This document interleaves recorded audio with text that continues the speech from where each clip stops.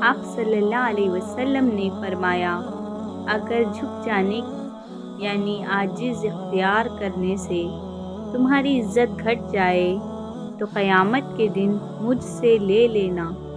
نبی پاک صلی اللہ علیہ وسلم نے فرمایا، تم لوگ ایک دوسرے کو تحفے دیتے رہا کرو۔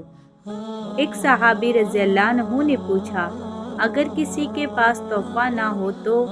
آپ صلی اللہ علیہ وسلم نے فرمایا، کیا تم کسی کو اپنی مسکراہٹ بھی نہیں دے سکتے؟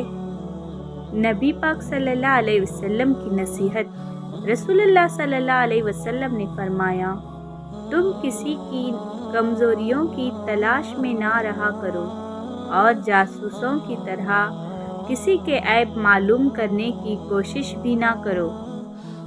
رسول اللہ صلی اللہ علیہ وسلم نے ارشاد فرمایا، جو دنیا چاہتا ہے وہ آخرت خراب کر لیتا ہے، اور جو آخرت چاہتا ہے وہ اپنی دنیا خراب کر لیتا ہے۔